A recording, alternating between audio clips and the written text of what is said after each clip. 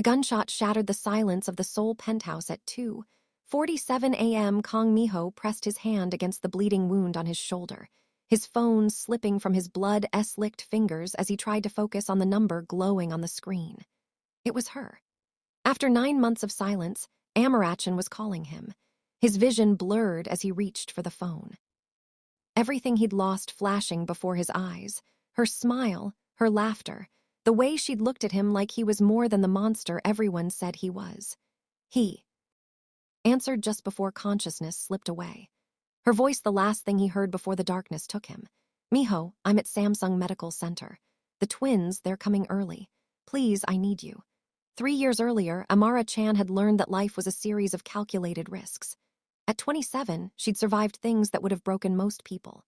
Orphaned at 15 in Addis, Ethiopia, adopted by a Chinese-American couple who gave her their name and a chance at education, worked her way through Seoul National University on scholarship while teaching English at night. She'd built a life in South Korea brick by brick, learning Korean, until she spoke it like a native, carving out space in a country that didn't always know what to make of a black woman who bowed properly and could quote classical poetry. The Blue Dragon Club in Gangnam wasn't where she'd imagined using her international business degree, but it paid 3 times what teaching did. And Amara had student loans that weren't going to pay themselves. She knew the club's reputation, knew it was owned by the Kang family, one of Seoul's most powerful criminal organizations. But in a city where everything operated in shades of gray, she'd learned to navigate carefully, keep her head down, do her job, and go home. She never expected to literally crash into the man who owned it all. It happened on a Thursday night. The club packed with businessmen and celebrities, the air thick with expensive cologne and whiskey. Amara balanced a tray of champagne, weaving through the crowd with the grace she'd perfected over 6 months of working there. She didn't see him until it was too late. One moment she was moving toward the VIP section. The next she collided with what felt like a wall of muscle and expensive fabric. The tray flew. Crystal shattered. Champagne sprayed across a suit that probably cost more than her monthly rent. Time seemed to stop as Amara looked up and up into the most striking face she'd ever seen. Sharp jawline, high cheekbones, eyes so dark. They looked black in the club's dim lighting, and a scar that traced from his right temple to his jaw, somehow making him more beautiful rather than less. Joseon Hamada Amara gasped in Korean, immediately dropping to her knees to pick up the broken glass, her hands shaking. "I'm so sorry. I wasn't looking where I was going." Around them, the music seemed to fade. People were staring, whispering. She could feel the weight of their attention, the shift in the atmosphere that told her she'd just made a catastrophic mistake. "Stop." The word came in Korean, low and commanding. A hand appeared in her vision, long fingers, a platinum watch that gleamed in the low light. "You'll cut yourself." Amara froze, her heart hammering. Slowly, she looked up. He was crouching now, eye level with her. And this close, she could see flecks of gold in those dark eyes. Could smell his cologne, something woody and expensive that made her pulse skip. "I'll pay for the dry cleaning," she said quickly. Still in Korean and the champagne. "I can work extra shifts. You speak Korean well," he said, his gaze moving over her face with an intensity that made her skin heat. "How long have you been in Seoul?" 5 years. "I went to SNU." Something shifted in his expression. "Seoul National University. Impressive. What did you study?" "International business and economics." The words came out before she could stop them. She was kneeling in broken glass and spilled champagne, talking about her degree to a man whose shoes probably cost more than her tuition. He stood in one fluid movement, extending his hand again. "Then you're wasted here. Come work for me." Amara blinked, certain she'd misheard. "Excuse me." "Not here," he clarified, his hand still extended. "At Kang Industries, we always need intelligent people who can navigate between cultures, who understand how to move in different worlds. I don't even know your name, Kang Miho." He said it simply, but the reaction around them was immediate. People stepped back. Conversation stopped. "And you are Amara Chen." She took his hand, let him pull her to her feet. His grip was warm, firm, and sent electricity racing up her arm. "Amara," he repeated, like he was tasting the name. "Beautiful Ethiopian." "Yes, but I was adopted by a Chinese-American family, grew up in California." She had no idea why she was telling him this. This dangerous man who everyone seemed terrified of. "A woman of many worlds," Miho said softly, his thumb brushing across her knuckles before he released her hand. "Come to my office Monday morning." Kong Tower, 45th floor, 900. Don't be late. I haven't said yes. For the first time, the corner of his mouth lifted in what might have been a smile. You will. He walked away, and the crowd parted for him like the Red Sea. Amara stood there, her hand still tingling from his touch, the business card he'd pressed into her palm feeling like it was burning through her skin. Girl, do you have any idea who that was? Her. Coworker Sunumi appeared at her elbow, eyes wide. That was Kong Miho. His family controls half of Seoul's underground economy. People don't say no to him. I'm not people, Amara said, but her voice shook. That weekend, she did what any sane person would do. She researched. Kong Miho was 32, heir to the Kong family empire, educated at Oxford, spoke 5 languages, and had a reputation for being brilliant, ruthless, and absolutely untouchable. There were photos of him at charity galas, always alone, always in perfectly tailored suits, always with that same expression of cold control. But there was one photo that made her pause. Miho at a children's hospital opening and in the background caught off guard by the camera. His face had softened as he watched a little girl in a wheelchair laugh at something. For just that moment, the ice had melted. Monday morning found Amara standing in front of Kong Tower, her best interview suit pressed, her natural hair styled in a professional updo, her heart racing. The building was all glass and steel, piercing the Seoul sky like a declaration of power. The 45th floor was even more intimidating. Sleek, minimalist, expensive. A young woman at the reception desk smiled professionally. Miss Chen, Mr. Kong is expecting you. Please follow me. They walked through an office that screamed wealth and influence. Floor-to-ceiling windows overlooking the Han River. Art that was definitely original. Assistants moving with quiet efficiency. Finally, they stopped at massive doors. He's finishing a call. The receptionist said, he'll be right with you. The doors opened before Amara could respond. Miho stood backlit by the morning sun, and in daylight in his domain, he was absolutely devastating. Navy suit, crisp white shirt, his hair styled perfectly.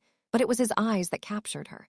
Still that intense dark, but now she could see the intelligence burning beneath. Miss Chan. He gestured to a chair across from his desk. Thank you for coming. Thank you. For the opportunity, Mr. Kong. Amara sat, forcing her spine straight, channeling every ounce of confidence she'd built over years of proving herself. Though I'm still not entirely sure what the opportunity is. He sat across from her, leaned back in his chair. Direct. I appreciate that. I need someone who can bridge worlds, Amara. Someone who understands Korean business culture but can also navigate international waters. Someone who's had to fight for everything they have so they understand value. That sounds like. You want a spy. His lips twitched. I want a chief of staff. Someone I can trust to handle sensitive negotiations, to see patterns others miss, to tell me the truth even when it's uncomfortable. You investigated me.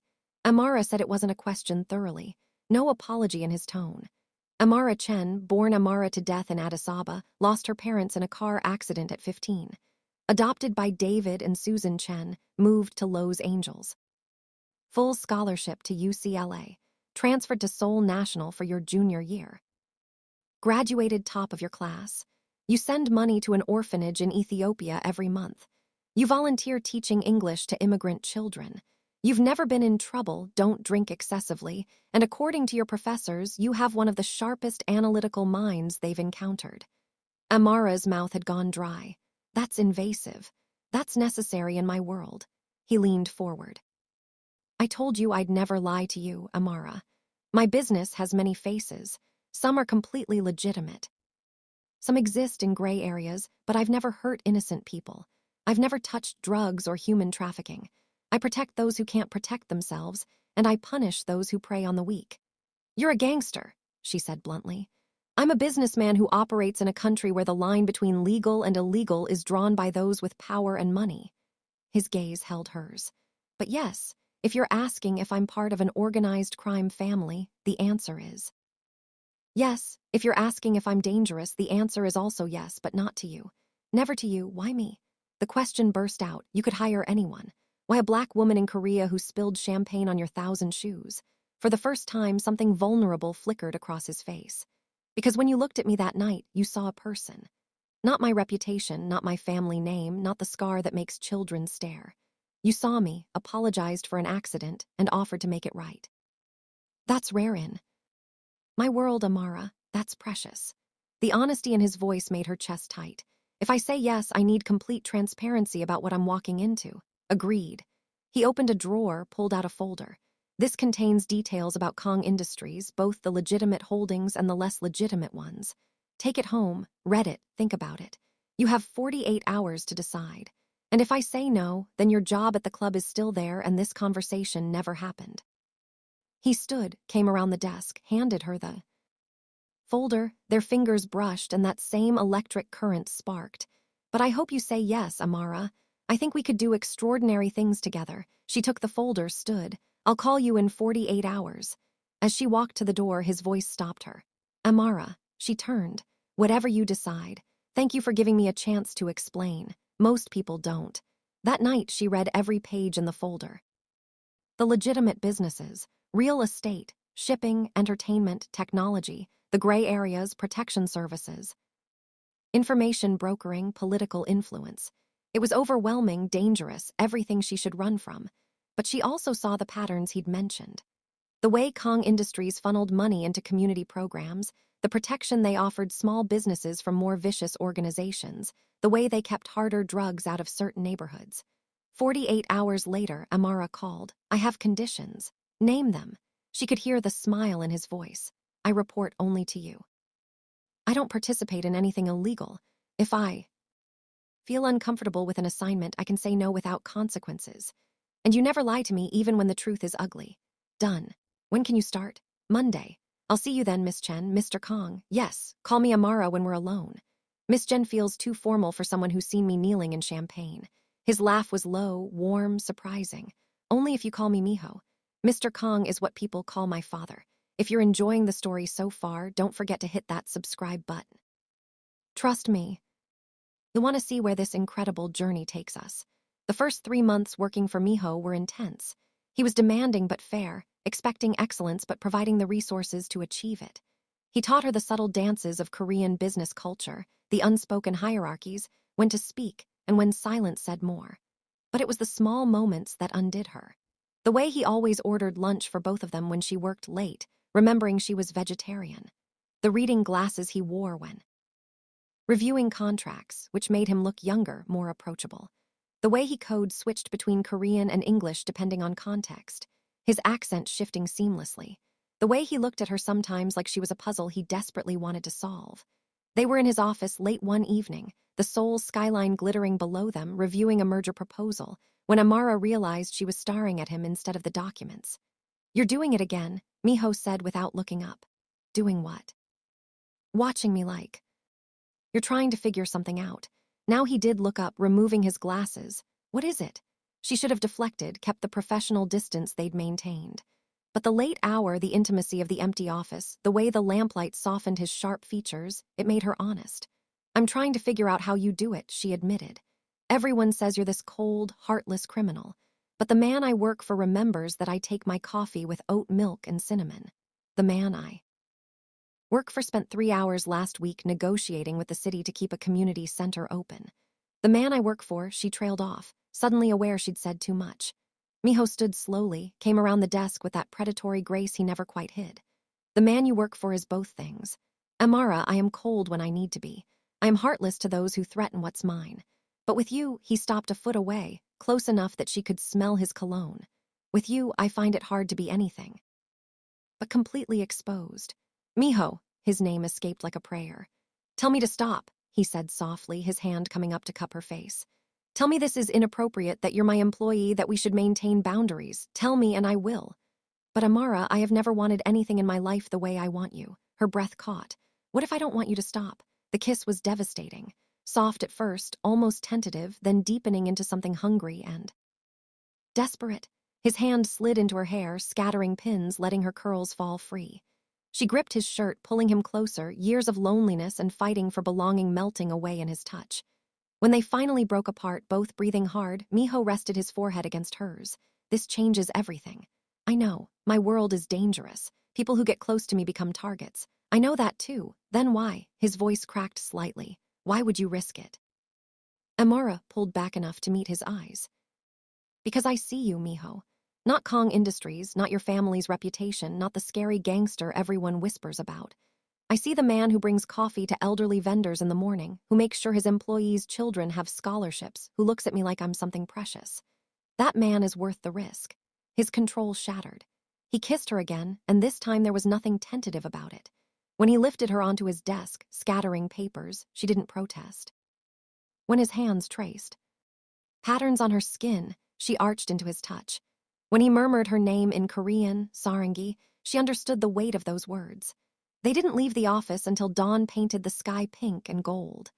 The next 6 months were a revelation. Miho courted her properly, a Korean courtship mixed with consideration for her Ethiopian heritage. He took her to traditional restaurants where grandmothers cooked food that reminded her of home. He learned about Ethiopian coffee ceremonies and surprised her with a complete setup for her apartment. He met her adoptive parents via video call and charmed them despite their concerns about his background. But he also showed her his real world.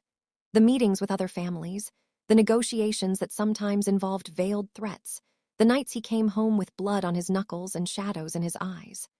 Through it all, Amara stayed, learning to navigate this dangerous landscape, using her sharp mind to help him find solutions that didn't require violence. "Marry me," he said one night. They were on the rooftop of his penthouse, souls spreading out below them like scattered stars. They'd been together 8 months, and Amara had never been more certain of anything in her life. "Yes," she breathed. He pulled out a ring and she gasped. A stunning Ethiopian opal surrounded by diamonds set in platinum. "The opal reminded me of you," he said softly. "Fire and light and every color depending on how you look at it. Complex, beautiful, impossible to define. It's perfect." Tears streamed down her face as he slid it onto her finger. "You're perfect. I'm far from perfect, Narang. But I'll spend every day trying to be worthy of you." They married quietly. 3 months later, a small ceremony that blended both their cultures. Ethiopian coffee ceremony meeting Korean Paibik. Her adoptive parents flying in from California. His younger brother Tamin standing as best man. Both of them in traditional hanbok and Ethiopian habasha chemise. "I can't believe you actually tamed him," Tamin whispered to Amara during the reception. "I've never seen my brother like this. Happy, thank you for that." The first year of marriage was beautiful chaos, learning to merge their lives. Her moving into his penthouse overlooking the Han River. Him learning to cook Ethiopian food with help from video calls with her adoptive mother. Them navigating the complex politics of his family and organization. But cracks started showing. Miho's work became more demanding, more dangerous. There were nights he didn't come home, days he was unreachable. And then there was Luna. Amara came home early from a business trip to find Miho in their living room with a woman she'd never seen before. Tall, elegant, Korean, beautiful in a way that made Amara's stomach clench. They stood close, too close. The woman's hand on his arm in a gesture that spoke of intimacy. "Miho." Her voice came out smaller than she intended. He turned and guilt flashed across his face before he could. "Mask it. Amara, you're home early. Who is this?" The woman smiled, but it was cold. "I'm Liuna. Miho and I have history." The word history made Amara's blood run cold. What kind of history? Yuna was just leaving. Miho said firmly, his voice dropping into that dangerous tone. "Was I?" Your smile sharpened. "I thought we were discussing the merger and the arrangement our families made." Arrangement. The word hit like a physical blow. "Get out." Miho's voice went ice cold. Now, Yuna left, but not before giving Amara a look that felt like a threat. When the door closed, silence fell heavy and suffocating. "What arrangement?" Amar's voice shook. Miho ran a hand through his hair, and for the first time since she'd known him, he looked lost. "It's nothing. An old agreement between our families from before I met you." "An old agreement about what?" "A marriage alliance." The words came out like broken glass. "Our families wanted to merge operations. Marriage was part of the deal. Called it off when we started dating." "When were you going to tell me?" Betrayal cut deeper than any knife. "Were you ever going to tell me?" "I didn't want to worry you. I was handling it. Amara's voice rose. "You kept this from me. Let me believe we were safe, that our marriage was solid, while some other woman and her family plotted to take you from me. It's not like that. I would never, wouldn't you?" She pulled off her ring, the opal catching the light one last time. "You promised me honesty." "Miho, no secrets. That was the foundation of everything we built." "Amara, don't." His voice cracked. "Please don't let her win. This is exactly what Yuna wanted to plant doubt, to break us. You broke us when you lied." She set the ring on the coffee table. "I can't do this anymore. I can't live wondering what else you're hiding." What other threat is lurking that you've decided I'm too fragile to know about? Then I'll leave. The words burst from him. I'll walk away from everything. The family. The organization, all of it. Just don't leave me. God, she wanted to believe him. Wanted to throw herself into his arms and pretend love could fix everything. But she'd seen the loyalty his people had, the weight of responsibility he carried, the good he did despite the methods. You can't leave. And we both know it. Your brother isn't ready. Your family would never allow it, and you resent me eventually for making you abandon who you are. I could never resent you. He crossed to her, took her hands. Amara Narang. Please, you're the only good thing in my life. The only thing that makes me want to be better. She pulled away gently, tears streaming down her face. I need time. I need to think about whether I can really trust you again. How much time? I don't know. She left him standing in their living room, her ring on the table between them, their marriage in pieces. What Amara didn't know was that she was pregnant. Wouldn't know for another 3 weeks when the exhaustion and nausea started, when the test showed 2 pink lines and her whole world shifted again. But by then, the divorce papers were filed and Amara's pride and fear kept her silent. She moved back to her old apartment, threw herself into work at a different company, tried to build a life that didn't include Kong Miho in every thought. But at night, alone in her bed, she cried for what they'd lost.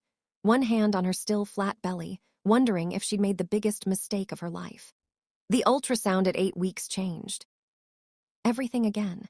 Congratulations, Miss Chen, the doctor said with a smile. You're having twins.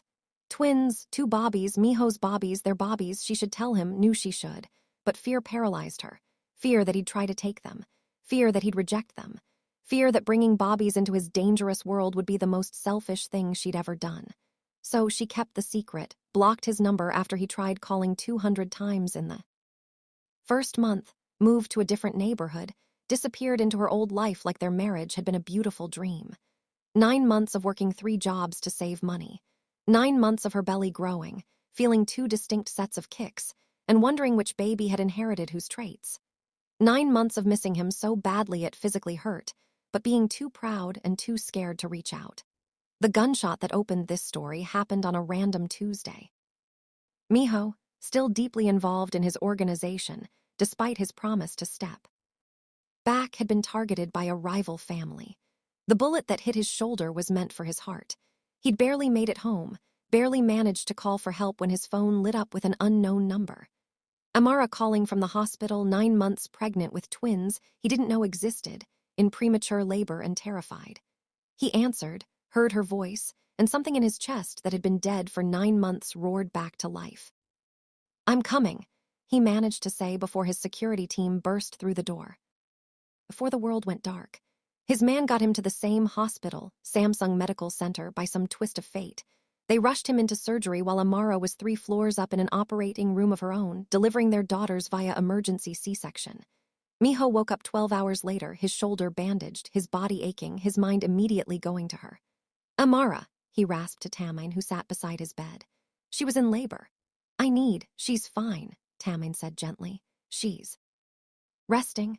And Hang, there's something you need to know. What? You have daughters, twins. They're in the NICU, but they're healthy, small but fighters. The world stopped. Daughters, twins, his, why didn't she tell me? But even as he asked, he knew, because he'd broken her trust, because she'd been afraid, because he'd failed to show her she could count on him. Let me see her. The doctor said, you need rest now. The command in his voice was absolute. They wheeled him to her room in a wheelchair, his shoulders screaming, his heart hammering. When he saw her asleep in the hospital bed, looking exhausted and beautiful and like everything he'd lost, he almost broke down. I'll wait outside, Tamine said quietly, closing the door. Miho wheeled himself closer, took her hand carefully. Her eyes fluttered open, focused on him and filled with tears. You came, she whispered. You called, I'll always come. His thumb traced circles on her palm. Amara, I'm so sorry for everything, for keeping secrets, for making you feel like you couldn't trust me, for you were shot. She cut him off, sitting up despite her obvious pain. Tamine told me, are you okay? I'll live. But Amara, our daughters, why didn't you tell me? The tears spilled over. I was scared. Scared you tried to take them. Scared you wouldn't want them. Scared of bringing them into your world. I know it was wrong. I know I should have trusted you, but I see them? His voice broke. Please, I need to see them. They wheeled him to the NICU. Amara walking slowly beside him, still recovering. Through the window, he saw them. Two tiny bobbies in separate incubators, both with full heads of dark hair, one lighter skinned with Amara's features, one darker with his bone structure. Both absolutely perfect. Baby A is Zoe, Amara said softly. It means life in Greek. Baby B is Hannah. It means one in Korean, flower in Arabic, and happiness in Japanese. I wanted their names, too. Reflect all the worlds they come from. They're beautiful. Tears streamed down Miho's face unchecked. They're perfect, and I almost missed this. Almost missed them. I'm sorry, Amara whispered. I should have told you. Should have trusted you to figure it out together. I gave you no reason to trust me. He turned to look at her. I kept secrets. I tried to protect you by keeping you in the dark, but all I did was make you feel unsafe. That's on me, Amara. All of it. They stood there, two broken people looking at the lives they'd created, the bridges they'd burned, the love that had never really died. I dealt with the un-Eunice situation, Miho said quietly. 2 days after you left, her family wanted a business merger, not a marriage. I gave them better terms, cut you out completely, made it clear I was married and would never be available. The marriage clause was removed permanently. Why didn't you tell me? You blocked me everywhere. I tried to reach you through work, but you'd quit. I hired investigators, but you'd covered your tracks well. I thought his voice broke. I thought maybe you were better off without me, safer, happier. I was miserable. The confession hurt. Every single day I was miserable, but I was also terrified of going back, of trusting again, of me failing you again. He finished. I understand. And I can't promise I'll never make mistakes, Amara. But I can promise that I will never keep secrets from you again. Even the scary ones, the dangerous ones. We'll face everything together. And the organization, your responsibilities. I'm done. He said it firmly. I've been transitioning control to Tammin over the last 9 months. Tonight was supposed to be my last meeting, tying up loose ends. Obviously, it didn't go as planned, but I'm out officially. My priority is you three now. Always. Amara looked from him to their daughters, to this man who'd been shot protecting his people, who'd still tried to come to her, who'd somehow found a way to build them a future even when he thought he'd lost her. I want to believe you, she whispered. Then let me prove it. He reached into his hospital gown, wincing at the movement, pulled out a chain. Her opal ring hung from it. I've worn this every day since you left, against my heart, waiting for the chance to put it back where it belongs. Miho, let me be your husband again, Amara. Let me be their father. Not perfectly because I'll mess up, but completely with everything I am. No more secrets, no more half-truths, just us figuring it out together. She looked at this man, at the father of her children, at the love of her life, who she'd never stopped loving. Even when it hurt, even when it seemed impossible. One condition, anything we do, couples therapy, real therapy, not just talking it out. Because we're terrible at communicating and our daughters deserve parents who know how to work through problems. Relief flooded his face. Done. Anything else? Move to a house somewhere. With a yard away from the city, somewhere safe for them to grow up. I bought a house in Songbukdong 3 months after you left, he admitted. Traditional Hanok with a garden near good schools, security but subtle. I kept hoping you'd come back, that we'd need it. Fresh tears spilled down Amara's face. You never stopped believing in us. How could I? He took her hand.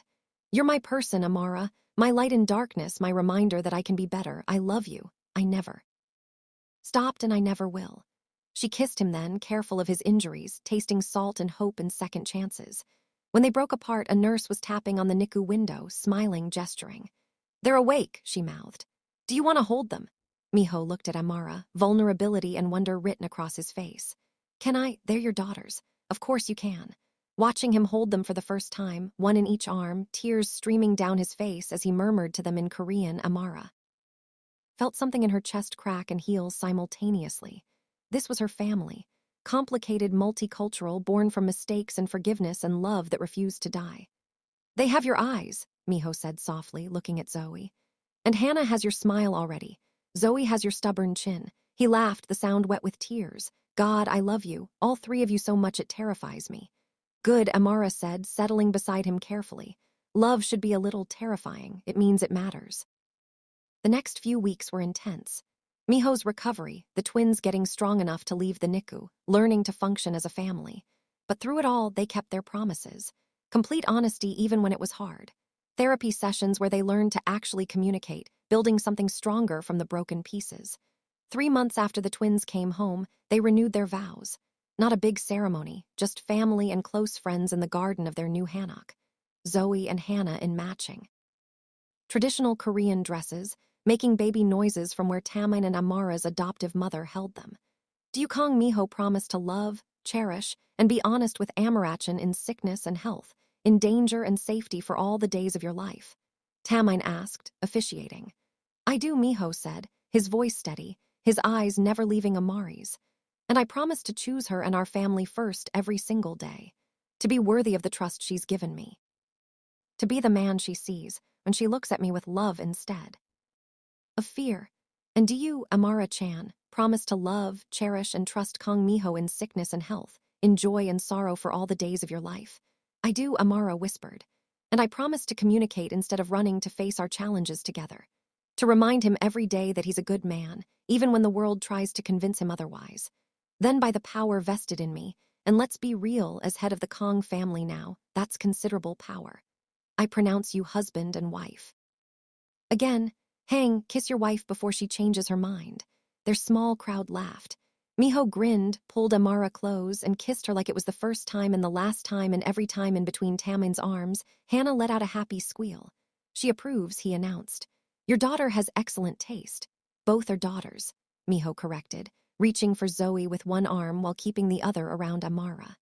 Our beautiful, perfect daughters who are going to grow up knowing they're loved beyond measure. 5 years later, on a sunny Saturday afternoon, Amara stood at the kitchen window of their hammock, watching her husband teach their daughters how to tend the garden they'd planted together. Zoe's natural curls were pulled into 2 puffs with colorful ribbons, her brown skin glowing in the sunlight. Hannah's hair was in braids that Miho had learned to do himself, complete with beads that clicked when she moved. Both girls wore matching overalls covered in dirt. They're small. Hands carefully watering the tomato plants while Miho guided them. Chanchayan hai, he said in Korean, then repeated in English. Slowly, the plants need gentle care. Like baby brother, Zoe asked, glancing back at the house where Amara stood, her hand resting on her 7-month pregnant belly. Exactly like your baby brother, Miho confirmed, his voice warm with love. I'll be gentle with him, too, Appa. Hannah promised solemnly. I'll teach him Korean and Amharic and English. You'll be the best big sisters, Miho said, pulling them both close for a hug that made them giggle. Watching them, Amara felt that familiar peace settle over her like a warm blanket. The road to this moment had been anything but easy. There had been more challenges. Another rival organization making threats that Tamin handled with diplomatic precision, adjusting to life with twin toddlers while rebuilding their marriage. Learning to balance Miho's residual consulting role with the organization against family time. The fear that came with deciding to have another baby. But they'd weathered every storm together. True to his word, Miho had stepped back from the organization's day-to-day operations. He now ran the legitimate side of Kang Industries, focusing on technology startups and social enterprises. He'd also started a foundation that provided scholarships for immigrant children and funded community centers in underserved neighborhoods. The doorbell rang, pulling Amara from her thoughts. Through the window, she saw Tamin arrive with his fiancé, a brilliant human rights lawyer named Park Salmon, who had him completely wrapped around her finger. Behind them came David, Miho's former head of security, now happily retired and running a martial arts school with his husband and their adopted son. Sunday dinners had become sacred tradition, the hanok filling with family they'd chosen, not just blood, but bonds forged through loyalty and love. Ethiopian and Korean banskan side by side on the table. Multiple languages floating through. Conversations. Children running through the garden, laughter echoing off the traditional wooden beams. Remember when you told me you were just a waitress who spilled champagne? Miho's voice came from behind her. He wrapped his arms around her waist, both hands settling over their unborn son. And I was just a gangster in expensive shoes. I remember you telling me I was wasted serving drinks, Amara countered, leaning back against his chest. Look how wrong we both were. Look how right we were, he corrected, pressing a kiss to her neck. About each other, about us, about building this life together. Smooth talker only for you. He turned her gently to face him. And she saw it. The same intensity that had undone her that first night in the Blue Dragon Club, softened now by years of love and trust, and choosing each other every single day. Do you ever regret it, choosing this complicated life with me? Amara looked past him to where Zoe was showing Uncle Tamin her tomato plants with pride, where Hannah was chattering in rapid Korean to Sin. Their laughter bright and clear, she thought about the life she'd imagined for herself before Kang Miho. Safe, predictable, small, always trying to fit into spaces that weren't quite made for her. Not for a single second, she said honestly. "You're my person, Miho. This is exactly where I'm meant to be." Appa suddenly shouted from the garden. "The tomatoes are ready. Can we pick them?" Carefully, they both called back in unison, then laughed. "We're becoming one of those couples," Amara teased. "Good." Miho's smile was devastating. "I never want to be anything less than completely, ridiculously in sync with you." They walked outside together, Miho's hand never leaving the small of her back, that protective gesture he'd never quite lost. In the garden, their daughters were carefully examining each tomato, debating in a mix of Korean, English, and the few emic words Amara had taught them which ones were ripe enough to pick. This one, Hannah held up a perfectly red tomato. "Perfect choice, princess." Miho crouched beside her. "Just like you and me, Zoe demanded not to be outdone. You're both perfect," he assured them, pulling them both close. "My perfect daughters with your Yama's beautiful spirit and strength. And your stubborn streak," Amara added, settling carefully onto the garden bench. "That too," Miho admitted with a grin. As the afternoon wore on, as their family and friends filled the house with warmth and noise and love, as Miho moved between hosting duties and checking on Amara with that attentive care that had never diminished, she felt overwhelmed with gratitude.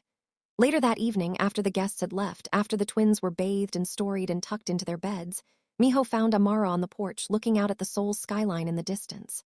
"Tired?" he asked, settling beside her, pulling her close. "Happy, tired," she clarified. "The best kind. I have something for you." He produced small box, and her heart skipped. More jewelry. "Between the engagement ring, the wedding band, and the eternity ring you gave me after the twins, I'm running out of fingers. Not jewelry."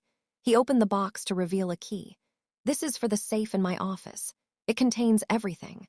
All the remaining business documents, property deeds, bank accounts, emergency contacts, everything. If anything ever happens to me, you'll have complete access to protect yourself and our children."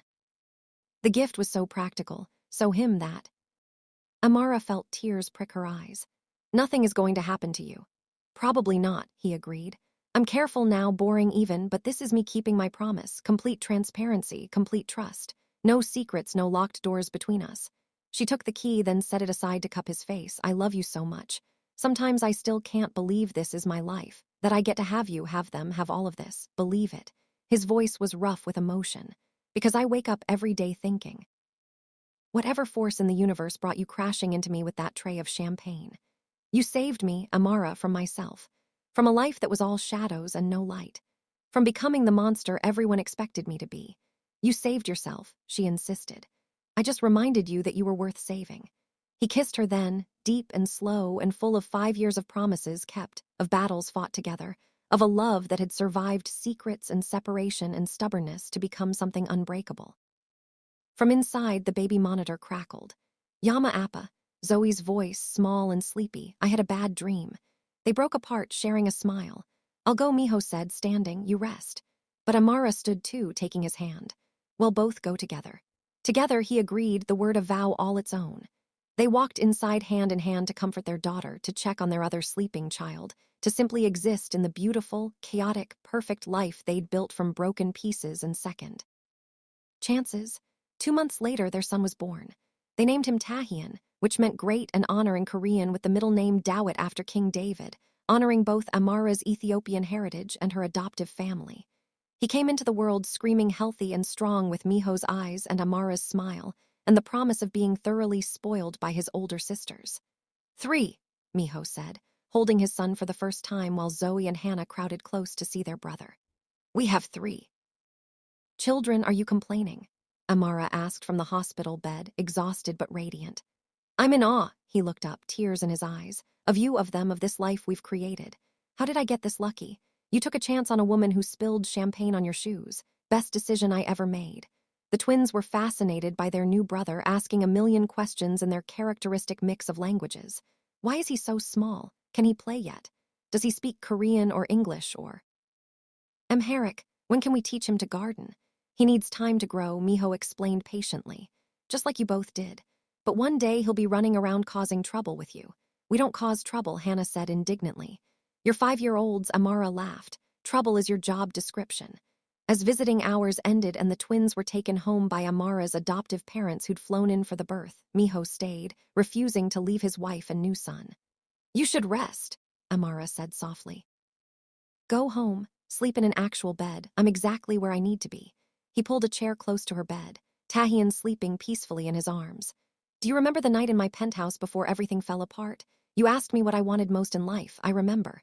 You said you didn't know that you'd spent so long chasing power, you'd forgotten what actually mattered. I know now." His voice was thick with emotion. This right here. You, our children, Sunday dinners with family, tomato. Plants in the garden, bedtime stories in 3 languages, the beautiful chaos of a life built on love and forgiveness and choosing each other every single day. This is what matters. This is everything. Amara reached for his hand. "We did good, didn't we? Despite all the mistakes and the pain and the times we almost lost each other, we did good. We did great." He leaned over carefully, kissed her forehead, "And we're going to keep doing great because we're in this together." "Always, always," she echoed the word of prayer and a promise. 3 years later, Amara stood in the same garden where they'd renewed their vows. But this time, she wasn't watching her family. She was part of a different ceremony. The community center that Miho's foundation had built was having its grand opening, and Amara, now the foundation's director, was giving the keynote speech. "When I first came to Korea," she said in flawless Korean to the assembled crowd, then switched to English for the international guests. "I was looking for belonging, for a place where I fit. I never expected to find it in the arms of a man who everyone warned me away from, or in building a life that bridges worlds and cultures and expectations." She looked at Miho, standing at the edge of the crowd with Tahan on his hip, Zoe and Hannah on either side of him, all of them watching her with pride and love. "This center represents what I've learned. That belonging isn't about fitting into spaces that already exist. It's about creating new spaces, building bridges, choosing love over fear, choosing hope over cynicism, choosing to believe that people can change, can grow, can become better than their worst moments." The crowd applauded. After the ceremony, as community members explored the new facility with its library, computer lab, ESL classes, and cultural exchange programs, Miho found her in a quiet corner. "You were incredible up there," he said, pulling her close. "I learned from the best." She smiled up at him. "A man who showed me that power isn't about fear or control. It's about lifting others up, creating opportunities, being brave enough to be vulnerable." Appa, their children, came running. Zoe and Hannah, now 8, Tahian 3, all of them bursting with excitement. "Can we show our friends the art room? It has supplies from Ethiopia and Korea and everywhere." "Go ahead," they said in unison, then laughed. Still doing that couple thing, Amara teased, still not sorry about it. Miho kept his arm around her waist as they watched their children run off. A beautiful blend of cultures and colors. And languages, completely comfortable in their own skin. "You know what I realized?" Amara said softly. "What?" "That night you crouched in broken glass and offered me a job. You weren't just offering me employment. You were offering me a chance to be brave, to step into a bigger life, to stop hiding in safety and start living fully.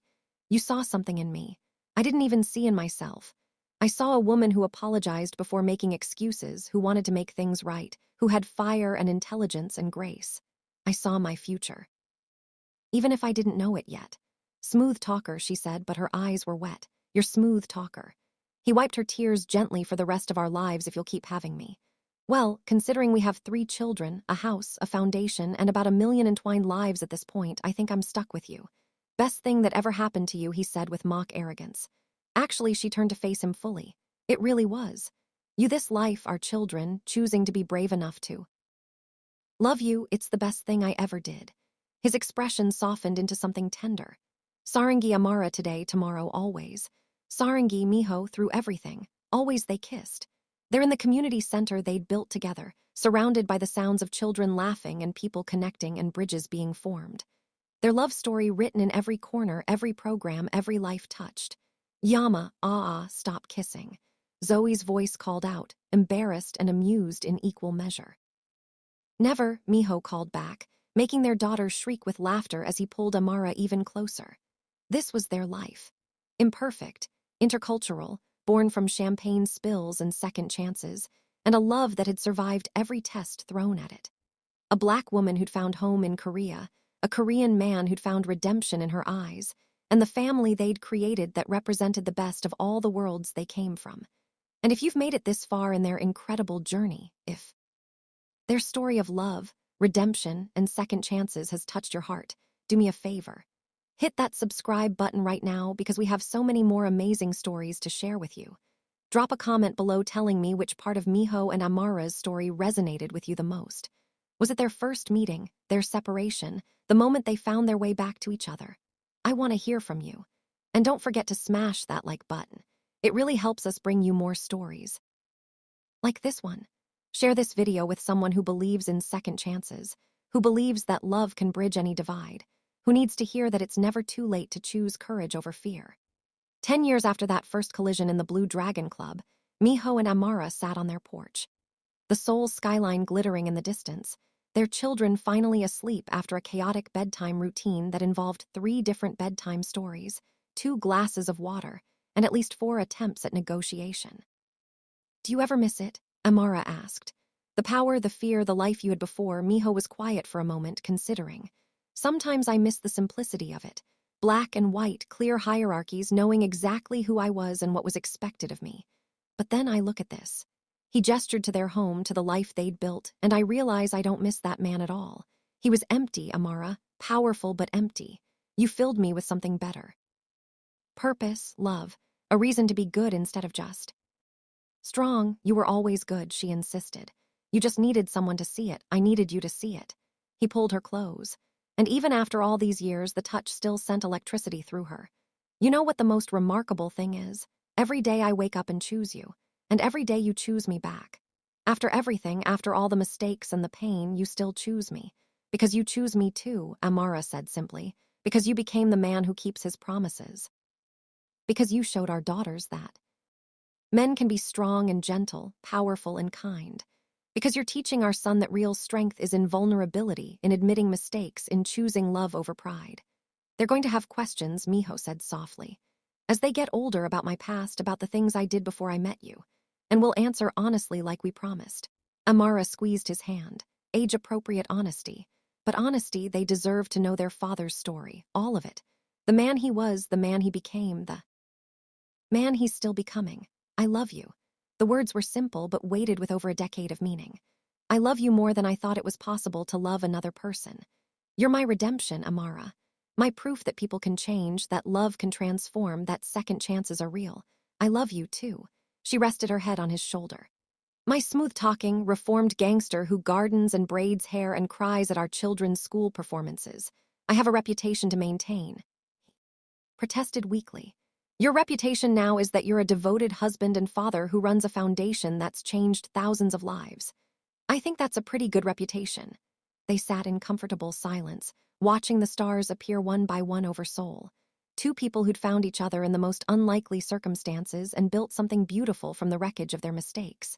Hey, Miho. Yeah, thank you for crouching in that broken glass, for seeing me when I was invisible to everyone else, for taking a chance on a woman who had no business being in your world. Thank you for spilling champagne on my shoes. His voice was rough with emotion. For being brave enough to say yes. For loving me when I didn't deserve it and staying when I finally did. For giving me this life, these children, this chance to be more than my worst choices. We saved each other, Amara said softly. We did, he agreed. And we'll keep saving each other every day for the rest of our lives. Inside, the baby monitor crackled with Tihan's voice, singing himself to sleep in a mix of Korean and Amharic, a living embodiment of their merged worlds. In the next room, the twins whispered to each other, plotting some adventure for tomorrow. This was their happy ending. Hard-won, imperfect, more precious because of every obstacle overcome. A Black woman who dared to love across cultures. A Korean man who found redemption in her light and the family they built together. Choice by choice, day by day, moment by moment. Sarangi, Miho whispered against her hair. Yuihelihu, Amara replied in Amharic. Then in Korean, Sarangi, I love you in all the languages of their hearts. In all the ways that mattered, and they meant it today, tomorrow, always. If their story moved you, inspired you, or made you believe in the power of second chances and love that transcends boundaries, don't keep it to yourself. Share it. Let it remind someone that it's never too late to choose courage, to take a chance. Love, to believe that people can change and grow and become better than their past. Hit that subscribe button, Drop a comment with your thoughts, give us a like, and join our community of believers in real, transformative, earth-shattering love. Because stories like Miho and Amara's remind us that the best love stories aren't perfect. They're real. They're messy and complicated and require work and choice and forgiveness and courage. But when you find the person who makes you want to be better, who sees the best in you, even when you can't see it yourself, who chooses you every single day, that's when you know you found something worth fighting for. Thank you for joining us on this incredible journey. Until next time, keep believing in love, keep choosing courage, and keep fighting for the life and love you deserve.